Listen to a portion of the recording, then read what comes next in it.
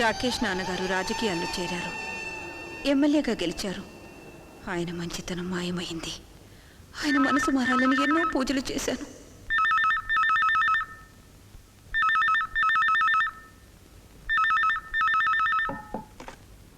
Hello, ఒక్కో ఎమ్మెల్యేకి 25 లక్షలు ఇస్తాను. నన్ను మినిస్టర్ చేయమని సీఎం చెప్పండి. ఏంటి చెప్పేది? గోంగూరలో ఉల్లిపాయ గిట్టుబాటు కాదు బెదరు. ఎందుకని? ఎందుకనంటే నువ్వు మినిస్టర్ కాగానే నెలకు ₹1,00,00,000 చొప్పున 12 నెలలకు 12 కోట్లు సంపాదిస్తావు. 5 ఏళ్లకు 60 కోట్లు సంపాదిస్తావు. ఇక మాకేటి మిగిలేది? గోంగూరలో ఉల్లిపాయ గిట్టుబాటు కాదు బెదరు. సింగారం గారు, మీరు ప్రతిసారి మా అయ్యగారి పదవికి అడ్డం పడిపోతున్నారు. కత్తులు గొడ్డలు బాంబుల విషయం నాకు తెలీదు. చూడండి, వారు ఆఫీస్లో ఉన్నారు.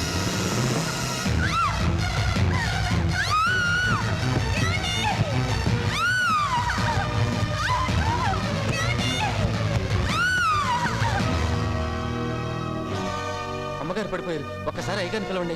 ఇక్కడ అయ్యగారు పడేటట్టున్నారు, నువ్వు వెళ్ళవై. అది కాదండి, నీకనయ్యా చెప్పేది. ఒక్కసారి అయ్యగారిని పిలవండి. నేను చీటీ రాసి పంపిస్తాను, నువ్వు వెళ్ళు. లేదు సింగారం, నేను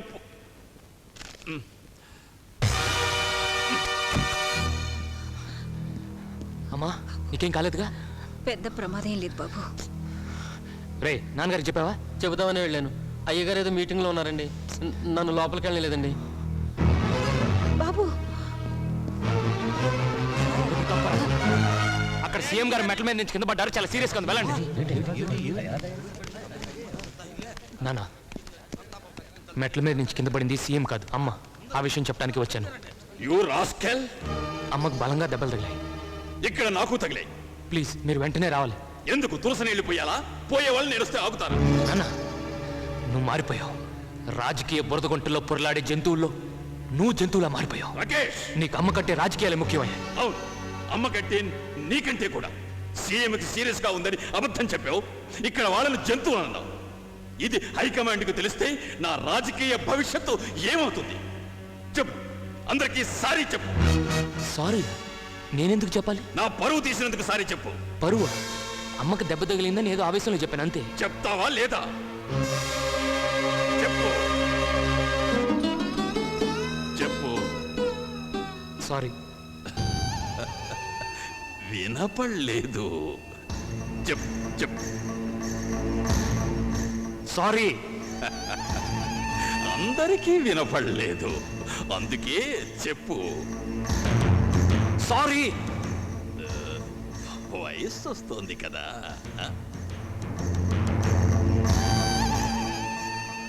నేను ఇప్పటిదాకా చెప్పిన సారీలు నీకోసం కాదు, మా అమ్మ కోసం.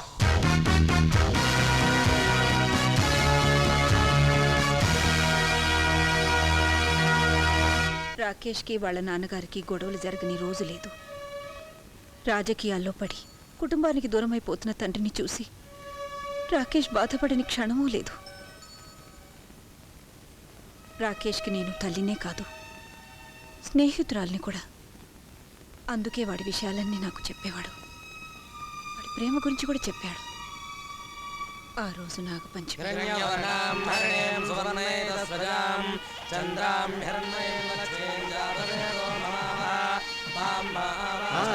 నమస్కారం. నమస్కారం.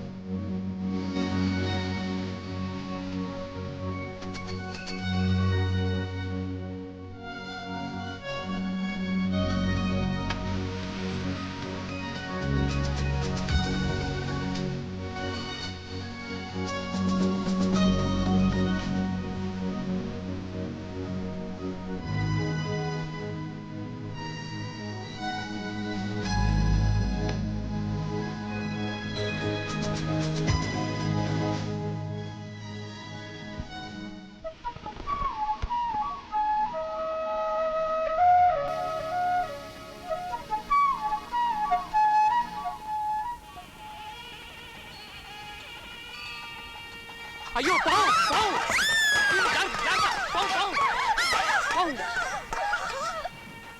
అక్కడ కాదు, ఇక్కడ. హాయ్.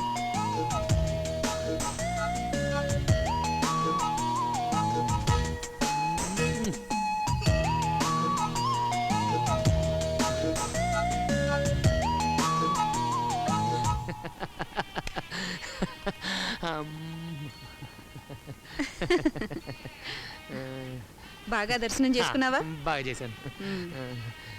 ఇంకోసారి చేద్దాం. వద్దు, పద. అరే ఇంకోసారి చేద్దాం సార్. అన్ని ఏర్పాట్లు జాగ్రత్తగా చూసుకుంటారు కదా? అలాగే. నమస్కారం. మరి నేను వస్తాను. నమస్కారం అండి. రామ సురేఖ.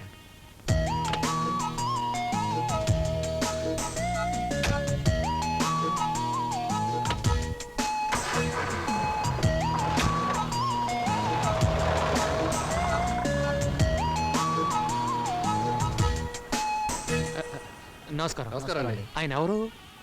ఈ గుడి ధర్మకర్త, పేరు విశ్వనాథం. ఓహో, పక్కన ఉన్న అమ్మాయి ఆయన కూతురు. అచ్చా అచ్చా. వాళ్ళ అడ్రస్ ఎక్కడో?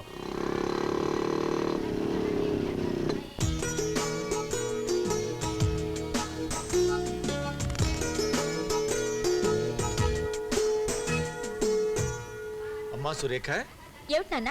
నేను గుడికి వెళ్ళొస్తానమ్మా.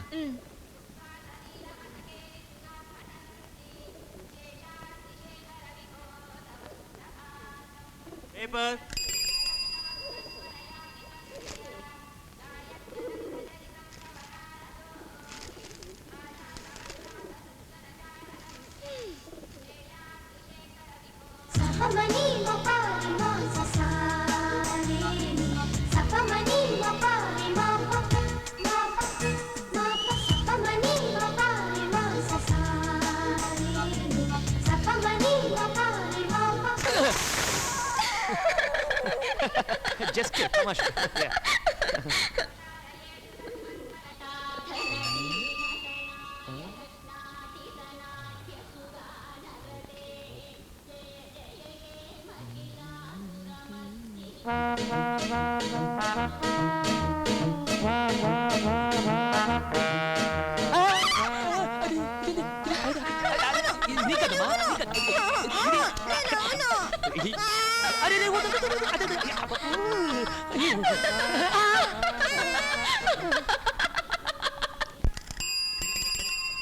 Paper paper.